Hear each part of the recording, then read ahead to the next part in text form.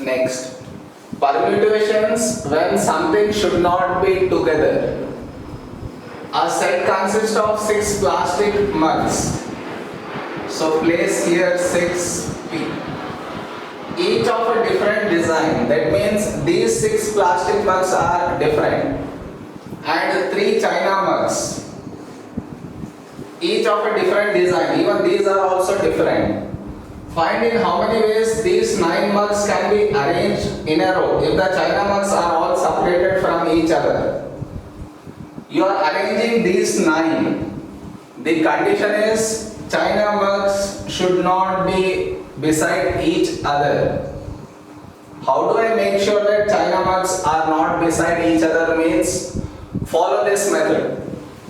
These should not be beside each other, correct? So place them separately, leave them aside.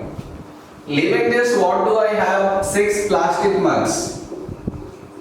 Arrange these 6 plastic mugs in 6 places can be arranged in 6p6 ways. Correct? Whichever mugs should not be together, keep them aside, and the remaining ones I want you to arrange. The answer is 6p6. Now bring them which should not be beside each other is 3 china. Where all can I place these china mugs? I can place the china mug here, here, here, here, here, here and here. I am placing these china mugs in between 2 plastic mugs so that this doesn't come beside each other. Am I clear? China mugs should not be beside each other means they should be kept between 2 plastic mugs. For that to happen, I arrange plastic. In between them, I am seeing how many places do I have for china mugs. So if I count 1, 2, 3, 4, 5, 6, 7. 7 places for 3 china mugs. So the answer will be 7p3.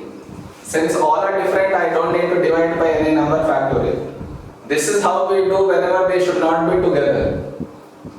For example, another example, if there are 6 boys and 5 girls.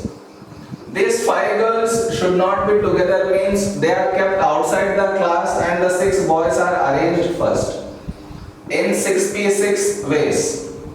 In between the boys, girl need to be placed. Only then girls are not beside each other. So I have 7 places for 5 girls. So into 7p5.